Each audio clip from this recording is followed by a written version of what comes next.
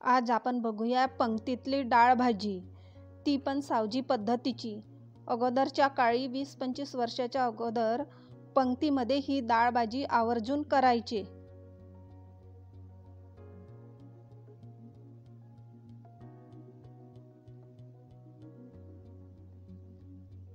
चला तर मग करूया। हाय, वेलकम टू माय चॅनल।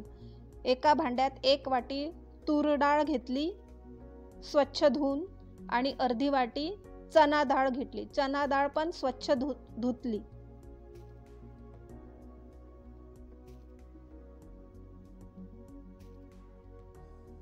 आणि डाळ डुबेपर्यंत पाणी घातलं आणि ती शिजायला ठेवली।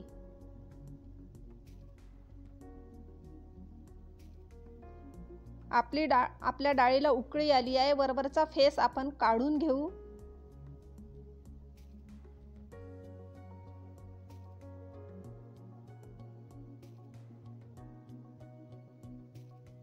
आणि आणखी आपण झाकून शिजू देऊ।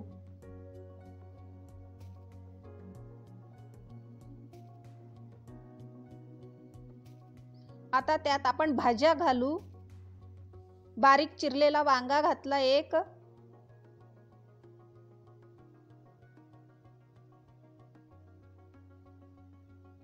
बारीक चिरलेला टोमॅटो, 2 बारीक चिरलेले टोमॅटो घातले,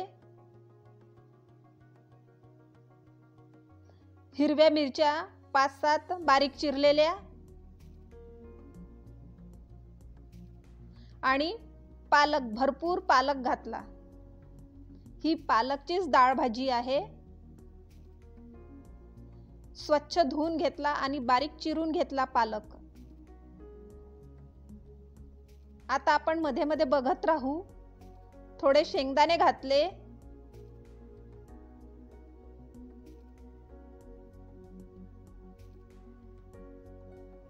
आणि 10 मिनिटं शिजू देऊ।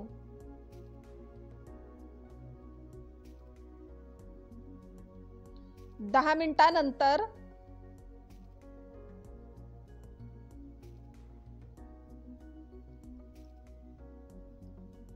आपली डाळ भाजी शिजत आली आहे। त्यात हळद घातली,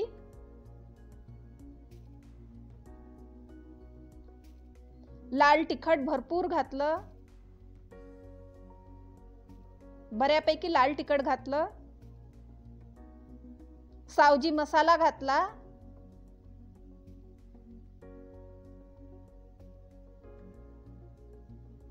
थोडं हिंग घातलं,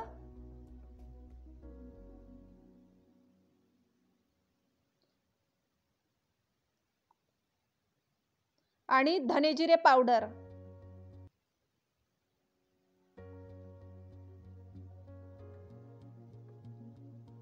आता आणखी आपण 10 मिनिटं शिजू देणार आहोत।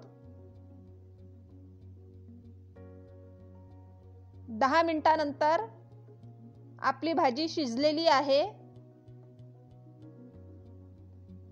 छानपैकी शिजलेली आहे भाजी।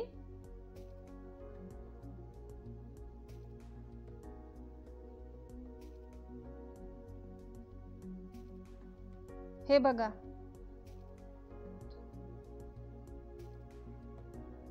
छान डाळ शिजून गेली आहे। भाज्या पण शिजल्या आहेत।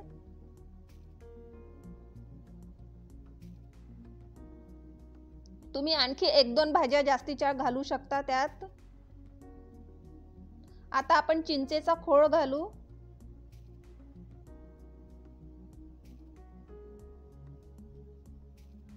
आणि रवीने घोटून घेऊ। छान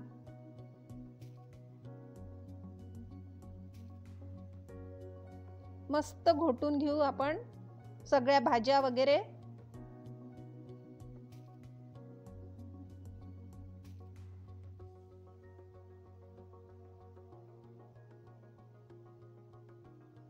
छान घोटून झालाय आपलं।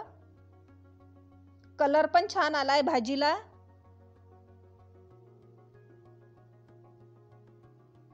आता आपण फोडणीची तयारी करू।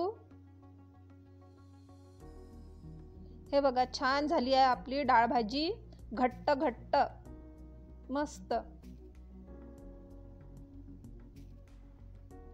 आता चवीपुरतं मीठ घालू.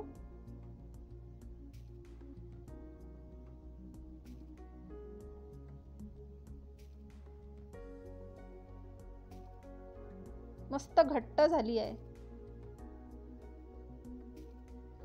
आता फोडणी करू आपण. एका भांड्यात तेल घेऊ.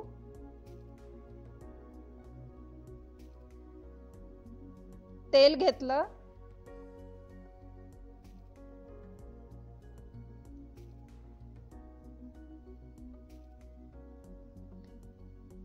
आता मोहरी घालू. तेल गरम झालं की मोहरी तडतडली की जिरं घालू.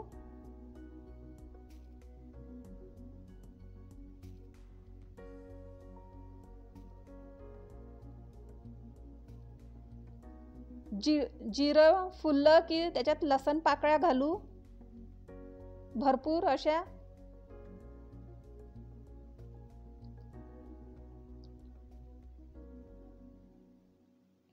लसण लाल होऊ देऊ छानपैकी. दोन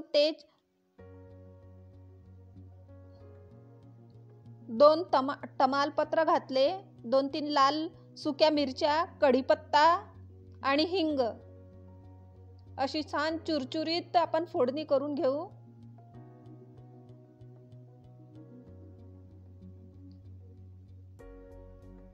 आता आपण एक पळी डाळ भाजी घातली आणि पटकन झाकण झाकून घेतलं.